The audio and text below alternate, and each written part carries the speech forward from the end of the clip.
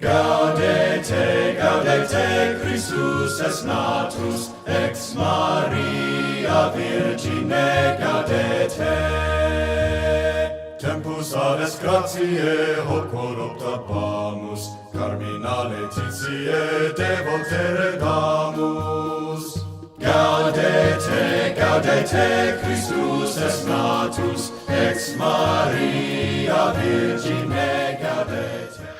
Então, meus queridos, é uma alegria estar aqui novamente para a nossa última formação desse ano. Como o padre já mencionou, amanhã inicia-se o tempo do Advento. O que é que significa Advento? A palavra Advento, ela tem origem, no latim, adventus, que significa chegada, aproximação. Ou seja, nesse tempo litúrgico do Advento, nós estamos aguardando uma chegada. Chegada de quem? A chegada de Jesus. Em outras palavras, o Advento é o tempo litúrgico que antecede o Natal para que nós possamos nos preparar para recebermos Jesus no Natal. Só que infelizmente o que a gente observa hoje em dia é que o Natal vem se tornando cada vez mais uma data meramente comercial. Hoje em dia, até os ateus comemoram o Natal, Eu sei que todos que estão aqui me assistindo, inclusive quem está me assistindo aqui na live, tem a ciência de que nós comemoramos no Natal o nascimento de Jesus. Mas é importante nós refletirmos sobre o Natal, durante esse período, para não corrermos o risco de nós cairmos na correria do dia a dia, e deixarmos para meditar isso somente ali na hora, Chega ali o dia 24, a gente parte ali para a ceia de Natal, e aí na hora da ceia lembrar, hoje nós comemoramos aqui o nascimento de Jesus, vamos aqui todos fazerem uma oração, vamos rezar o Pai Nosso juntos aqui, e fica por isso mesmo. Então nós temos que nos preparar, E o Advento é isso, é um tempo de preparação, um tempo de reflexão,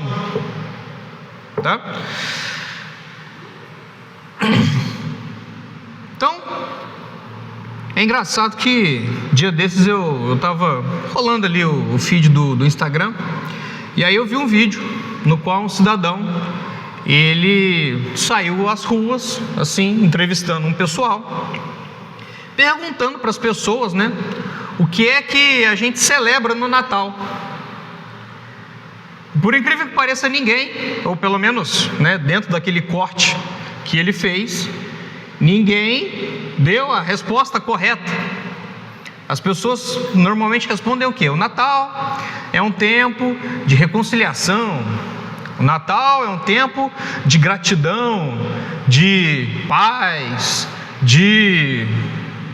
enfim, todas essas coisas que de fato estão presentes no Natal, mas que são meramente acessórias.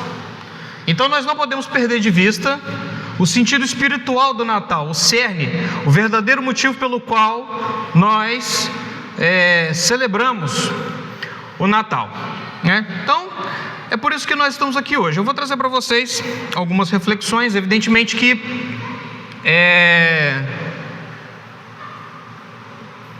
o tema Natal é um tema muito abrangente, Nós poderíamos fazer aqui várias abordagens. E aí eu escolhi 2 abordagens para trazer aqui, mas antes eu gostaria de até recomendar esse livrinho para vocês, caso depois vocês queiram adquirir. O nome do livro é Contemplar o Natal, do padre Francisco Fausto, da editora Quadrante. Eu trouxe algumas reflexões daqui, não todas, né? Porque tem bastante coisa aqui, mas eu considero interessante, né? Para esse período do Advento, que são 4 domingos, uma leitura interessante, uma leitura leve, uma leitura fácil, né? Para se fazer nesse período, tá? Então vamos lá. Primeiramente, vamos refletir sobre o início do Natal, né? Como foi que começou o Natal? Porque nós tivemos um fato que dá origem ao Natal. Qual é esse fato?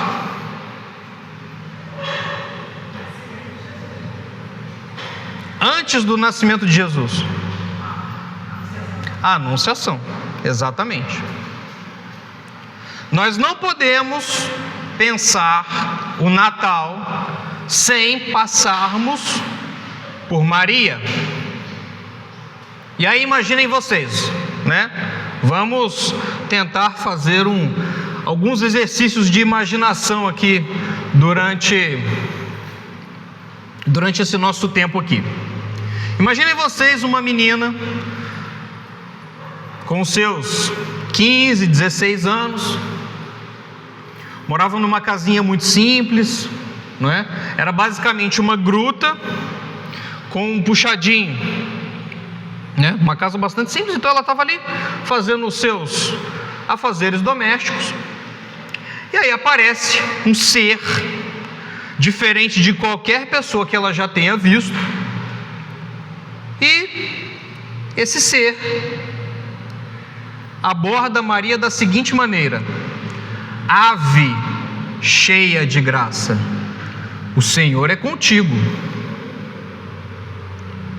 E aí vocês imaginam, ave é um cumprimento que se fazia para os reis. Ave César, que era o imperador do Império Romano.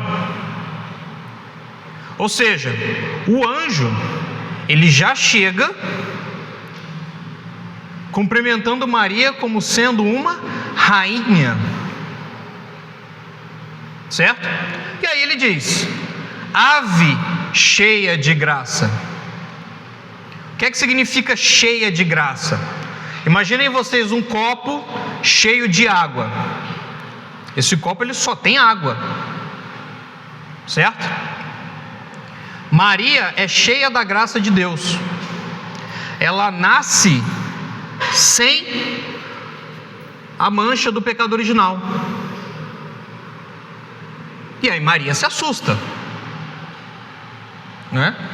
Então o evangelista diz que Maria fica perturbada com aquelas palavras, né?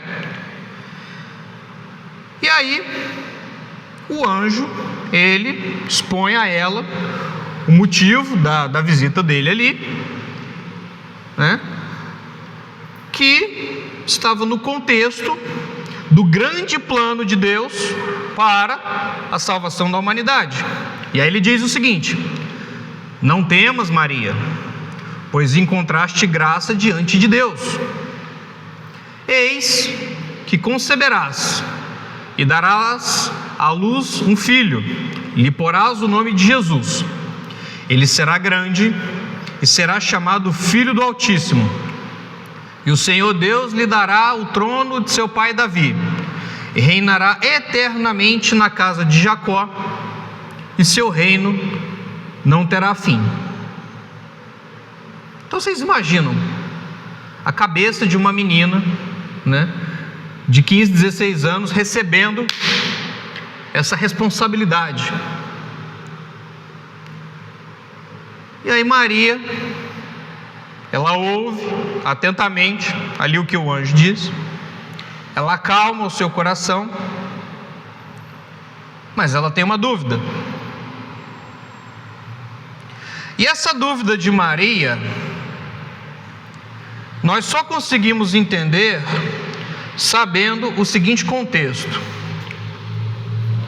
Maria, ela já havia se decidido se consagrar inteiramente a Deus. Então, ela já havia se consagrado de alma e de corpo. Então, antes da anunciação, Maria já havia se decidido pela virgindade. E aí vocês podem perguntar assim: não, mas Maria, ela iria se casar com José. Sim. Diz a tradição católica que antes do casamento, Maria já havia conversado com José e os dois já haviam entrado no acordo de que eles se manteriam virgens. Porque naquela época, vocês pensam, né? Não é igual é hoje em dia. Hoje em dia, quem quer se consagrar, né, vai para uma comunidade, vai para um convento, né? Os homens, né, vão ser sacerdotes ou também vão para uma comunidade.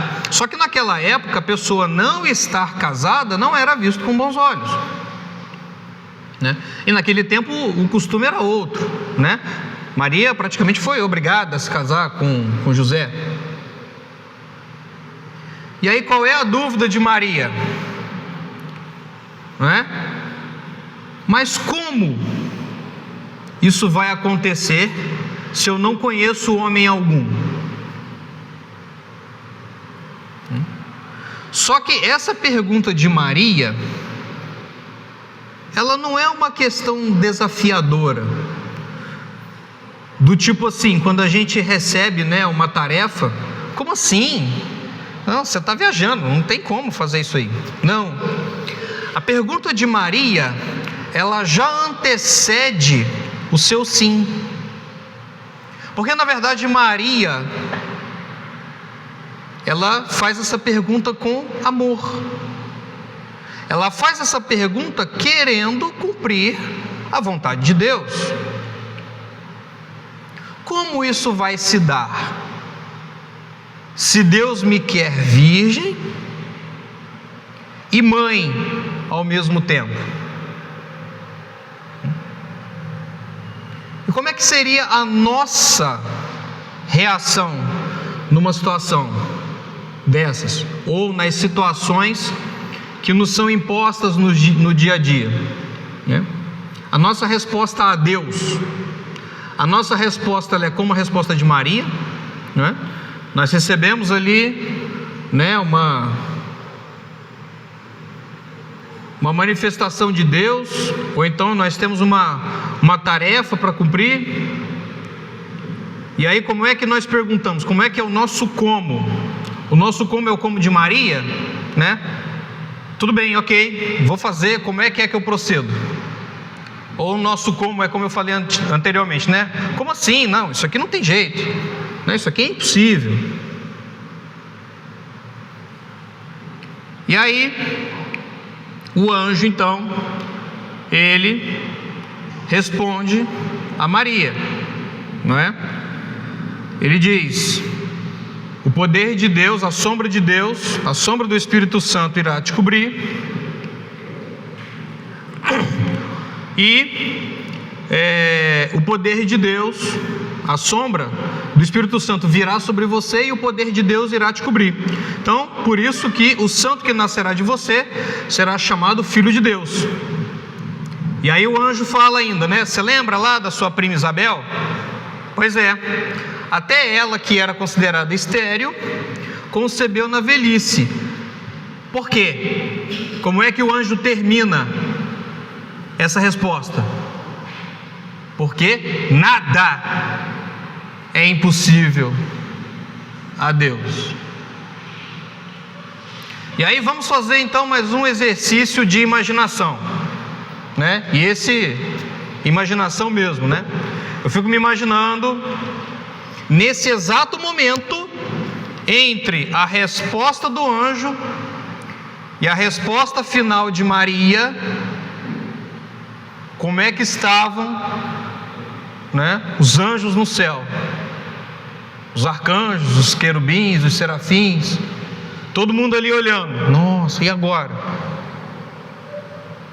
O que vai acontecer? Todo mundo apreensivo. E aí de repente então vem a resposta de Maria. eis aqui a escrava do Senhor.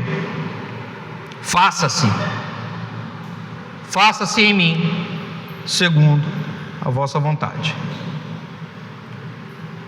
E aí, como é que foi no céu? Né? Foi uma festa, né? Ela disse sim, né? Aquela comemoração. Agora sim, não é? Agora nós temos o Natal, não é? Então, eu convido vocês agora então para nos transportarmos da gruta da Anunciação para a gruta da Natividade, né? O que nós temos lá na gruta da Natividade? Nós temos Jesus, que nasceu de forma muito simples, como a gente sabe, né? Como é narrado no Evangelho. Jesus, ele nasceu no estábulo, numa manjedoura. Então ali nós temos Maria, José, né? A Sagrada Família. Nós temos alguns animais. Nós temos normalmente representado os reis magos, não é? Aliás, vocês sabem de onde vem a tradição do presépio? A tradição do presépio, ela começa mais ou menos aí cerca de 800 anos atrás, com São Francisco de Assis, né? São Francisco de Assis, grande santo da Igreja Católica. Ele estava numa cidade italiana, uma cidadezinha pequena chamada Grécio, né? Se escreve Grécio, e ele passaria o Natal ali. E aí naqueles dias ele começa então a meditar sobre o mistério do Natal. E é um mistério. E por que a gente fala que é um mistério? Porque Deus se encarna homem na pessoa de Jesus, né? Em uma virgem. E aí São Francisco, ele fica tão apaixonado por aquilo que ele resolve fazer uma encenação. E aí então ele corre atrás, consegue um estábulo, consegue um boi, consegue um burrinho, consegue ali algumas ovelhas. Aí pede a alguns homens para se vestirem de pastores. Consegue ali um moço para se vestir de José, uma moça para se vestir de Maria. Ele consegue que trouxessem um bebê. E ali então ele faz a encenação do nascimento de Jesus. E aí durante essa encenação ele prega, né, para as pessoas que estavam ali assistindo. E o fruto disso foi tão grande que ao longo dos anos essa prática ela foi se repetindo, e essa tradição ela se perpetuou até chegar em nós nos dias atuais. Não somente, né, a encenação viva. Eu já vi uma vez essa encenação viva na comunidade, esqueci o nome da comunidade, Cenáculo, lá de Franca, no estado de São Paulo. Lá eles fazem essa encenação, né, com os animais de verdade, tal. Mas também, né, na forma de uma imagem, né, que normalmente nós costumamos ter nas nossas casas, né? Então, muito bem. Então, como eu falei para vocês, no presépio estão representados, além, né, da Sagrada Família, dos animais, nós temos as figuras dos 3 reis magos, que são, na verdade, são personagens meio misteriosos, porque a Bíblia ela não fala muita coisa sobre eles, né? Então, assim, a gente sabe o mínimo sobre eles, nós não temos muitos dados, né? A tradição da igreja, ela até nos traz algumas informações, inclusive os nomes deles, né? Belchior, Baltazar e Gaspar, mas não muito mais do que isso. E dos 4 evangelhos, somente o evangelho de São Mateus, né, fala sobre eles, que eram magos vindos do Oriente. Inclusive, o evangelho, ele nem mesmo fala que eram 3, né? Ele fala uns magos. O que são esses magos? Naquela época, eram homens muito sábios, muito estudiosos, que normalmente eram conselheiros dos reis. E aí, de repente, até por causa disso que hoje em dia, né, usa-se chamá-los de reis magos. E esses magos, eles vêm do Oriente. Também não sabemos exatamente de onde, mas eles chegam a Jerusalém e eles dizem: onde está o rei dos judeus, que acaba de nascer? Vimos a sua estrela no Oriente e viemos adorá-lo. E aí eu convido vocês então para fazermos uma reflexão a partir disso. Apesar de nós termos poucas informações sobre os reis magos, a gente pode fazer alguns paralelos com a nossa própria vida, não é? Quando eles falam, né, vimos a sua estrela, evidentemente eles estão tratando aqui de uma estrela especial, né? Só que apesar de não estar escrito nos evangelhos, a gente pode fazer algumas deduções aqui, né? Por exemplo, quando a gente olha para o céu, a gente vê infinitas estrelas. Ainda mais naquele tempo que não existia luz elétrica, né? Eles viam muito mais, porque as luzes, né, dos postes, elas ofuscam a nossa vista. E aí quando a gente vai para um campo, por exemplo, uma fazenda, né, para o meio do mato, assim, que a gente não tem essa influência da luz elétrica, a gente consegue ver um céu muito mais estrelado. Então a gente consegue deduzir que provavelmente esses magos, eles tenham tido algum tipo de revelação, seja um anjo ou um sonho, né? Ou fizeram ali uns cálculos, né, e chegaram a alguma conclusão, tiveram essa inspiração, né? Mas o fato é que eles associaram determinada estrela com o nascimento do Messias. E aí eles partem então numa viagem para procurar por esse Messias. E aí aqui a gente já pode fazer talvez um primeiro paralelo com as nossas próprias vidas, não é? Deus fala com cada um de nós, mesmo que de forma misteriosa. Então, é bem provável que já tenha acontecido com vocês, né? Às vezes a gente está passando por um problema, ou estamos precisando de uma solução, e às vezes a gente está conversando com uma pessoa, ou com um amigo, um familiar, ou até mesmo com uma pessoa estranha, na fila do banco, na fila do mercado, e aí de repente assim a gente tem, né, um estalo: caramba, está aqui a solução para o meu problema. Ou então às vezes a gente tem uma inspiração depois de vários dias de oração, né? Isso são manifestações de Deus na nossa vida, porque afinal de contas Deus, Ele quer que nós cheguemos ao céu, né? Deus quer a nossa salvação. Então, por vezes, Ele nos mostra o caminho. E o caminho quem é? O caminho é Jesus. Eu sou o caminho, a verdade e a vida. Ninguém vai ao Pai senão por mim. E Jesus, ele nos mostra o caminho para o céu através do seu exemplo, através dos seus ensinamentos, dos sacramentos. Só que a gente sabe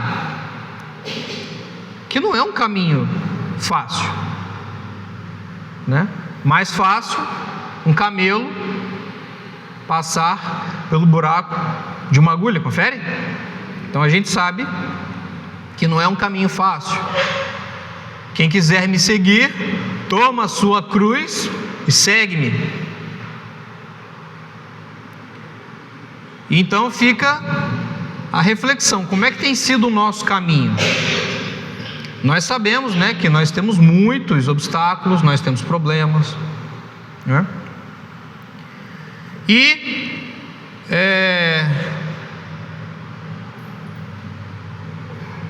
como é que é a nossa resposta, como é que é a nossa fé diante dos nossos problemas?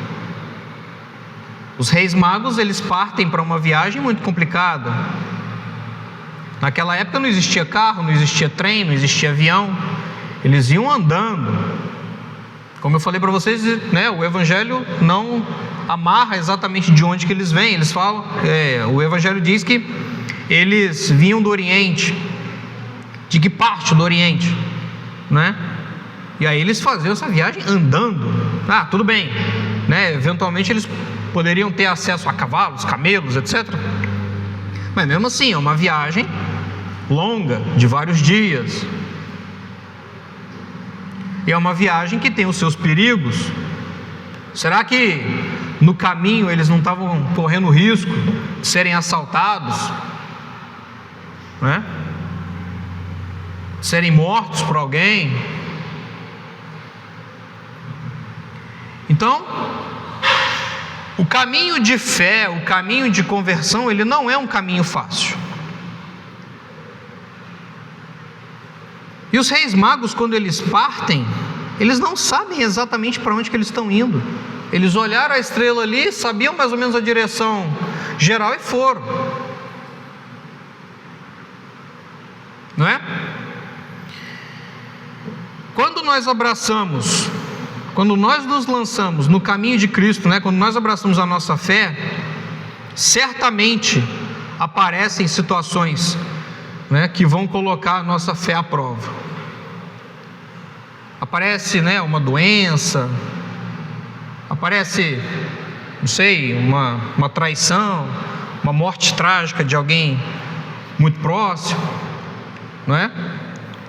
Ou então aparece, né, um conhecido, um parente, que quer ficar colocando na nossa cabeça: não, a coisa não é bem assim, né? Você está sendo muito fundamentalista, o importante é ser feliz, se te faz feliz não é pecado, né? Quem já não ouviu essa expressão?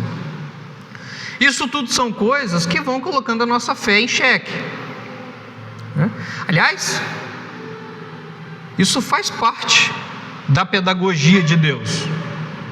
Deus permite que aconteçam certas coisas na nossa vida justamente para que nós acreditemos ainda mais nele, tenhamos ainda mais fé de que ele vai nos ajudar, de que ele vai nos salvar, né?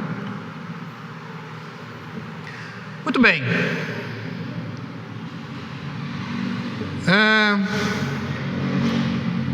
Além dessa questão do caminho, né, o caminho que tem muitos obstáculos, é um caminho difícil, nós ainda temos que levar em consideração aspectos internos nossos, né, a nossa motivação para seguir esse caminho. Então, para seguir esse caminho, nós precisamos ter fé, nós precisamos ter esperança em Deus, ter a esperança de que nós vamos conseguir superar esses obstáculos e de que no final da nossa caminhada nós teremos então o nosso encontro com Cristo. E foi assim com os reis magos. Eles tiveram a fé, tiveram a esperança e no final eles tiveram a recompensa do encontro com Cristo, não é? E uma coisa eu posso garantir para vocês: Deus, Ele tem uma missão para cada um de nós. E no final das contas, essa missão, ela se traduz naquela ordem que Jesus nos dá no Evangelho: ide pelo mundo e pregai o Evangelho. Só que quando ele fala esse pregai o Evangelho, não é simplesmente sair para todo mundo, né, falando do Evangelho de Jesus Cristo, ou então simplesmente ser catequista. Esse pregai o Evangelho, ele engloba que nós vivamos a mensagem de Jesus e sermos exemplo com as nossas atitudes. É buscarmos a santidade no dia a dia, né? Como nos ensina, por exemplo, São Bento, né? A regra de São Bento: ora et labora, ora e trabalha. Ou São José Maria Escrivá, o apostolado principal, o apostolado de São José Maria é justamente esse, né? O apostolado do Opus Dei: buscar a santidade no meio do mundo. Nós não temos como nos isolar do mundo, nós temos que buscar a santidade. E todos os outros santos, né? Eu estou citando esses, né? Por essa questão do cotidiano. E além da questão do caminho que nós temos que percorrer, além da questão das motivações internas, né, dos aspectos internos, nós também temos os aspectos externos que vão influenciar na nossa motivação, que vão influenciar de repente na nossa fé. Vejam, também não está escrito na Bíblia, mas seria razoável nós questionarmos se seriam mesmo só 3 magos, porque a Bíblia ela não fala, ela fala uns magos, não é? Será que essa revelação ou essa ligação, né, entre a estrela e o nascimento do Messias foram só 3 homens que chegaram a essa conclusão, que tiveram essa revelação? Ou será que mais pessoas partiram junto e ficaram pelo caminho, né? E aí nós temos, imaginem vocês, considerem que uma pessoa muito próxima de vocês, o marido, o filho, um amigo muito próximo, chega para vocês um dia e fala assim: olha, eu vou partir numa viagem de vários dias e eu vou ficar fora de casa, né, durante esse período. E aí você pergunta: tá bacana, né? Você vai para onde? Está indo a trabalho? Olha, é o seguinte, eu não sei exatamente para onde que eu estou indo, mas eu tive uma revelação e eu estou seguindo uma estrela que vai me levar pro Messias, pro Rei dos Judeus. Como é que seria a reação de vocês? Ou como é que seria a reação da maioria das pessoas? Você só pode estar de sacanagem, você está de brincadeira.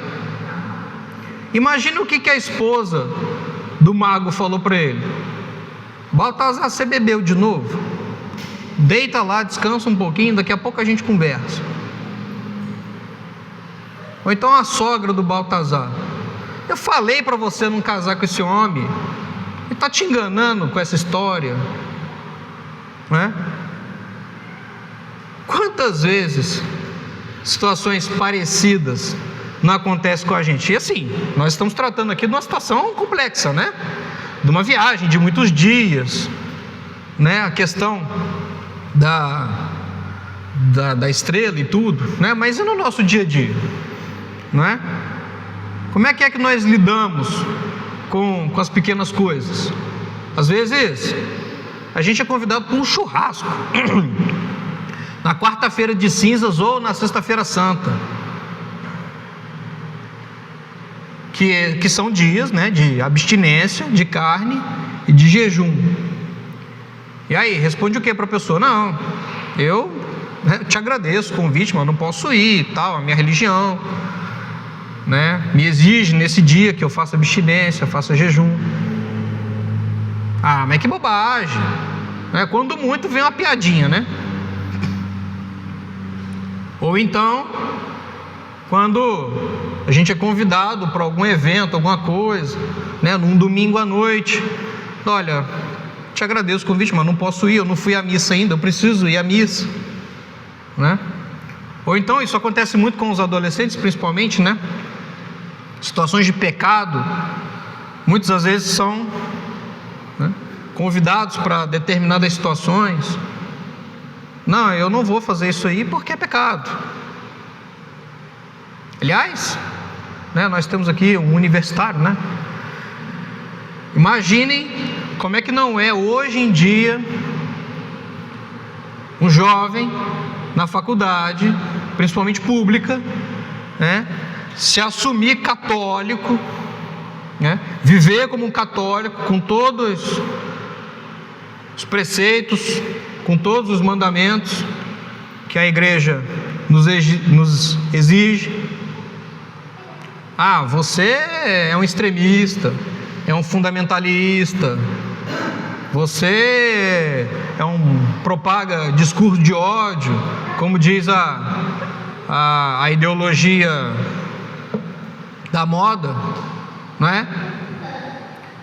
Como é que é a nossa postura diante dessas influências externas?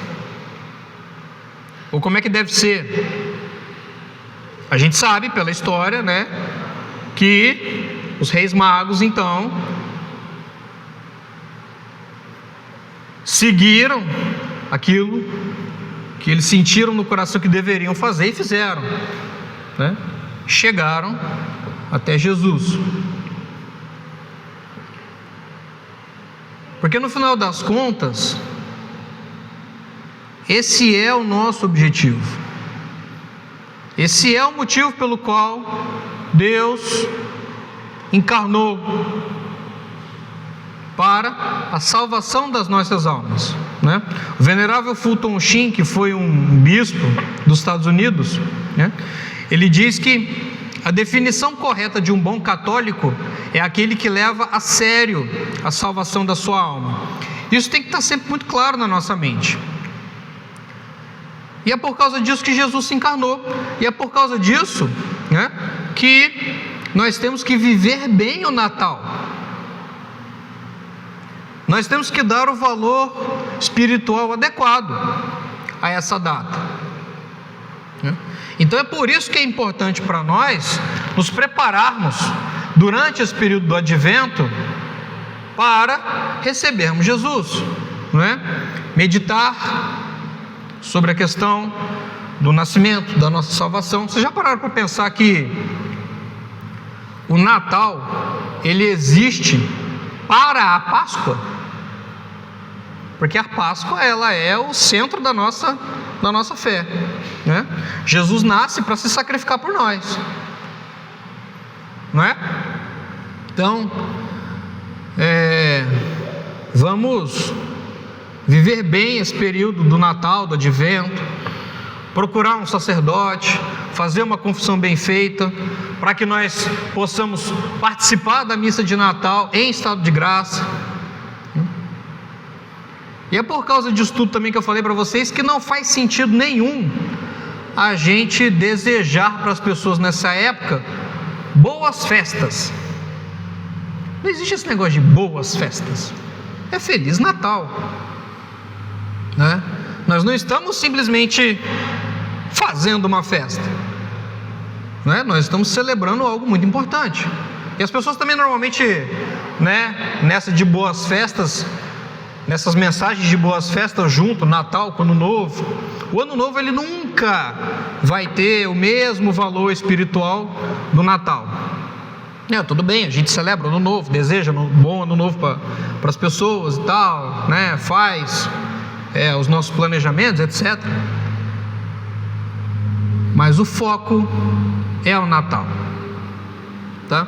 E também não deixem, né, de montar o presépio na casa de vocês, né?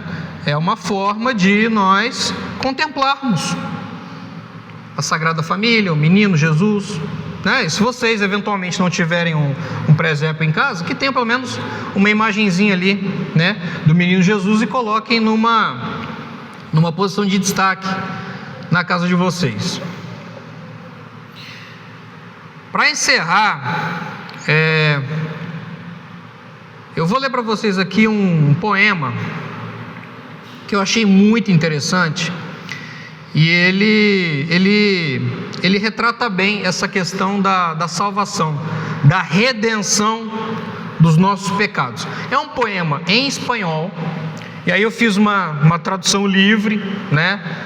Então não está assim numa métrica correta, de repente também não está nas rimas, mas é um texto interessante, tá? O nome do poema é A Visitadora, e o autor é Antônio Murciano, espanhol.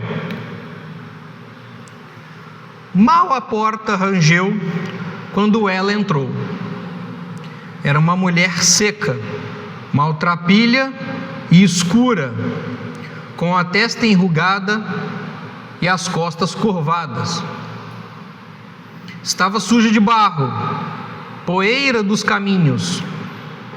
A lua a iluminou, mas ela não tinha sombra. Maria estremeceu ao vê-la. A mula não, nem o boi, ruminando a palha como se nada fosse. Seus cabelos eram longos, cor de cinza, cor de tempos antigos, de ventos passados.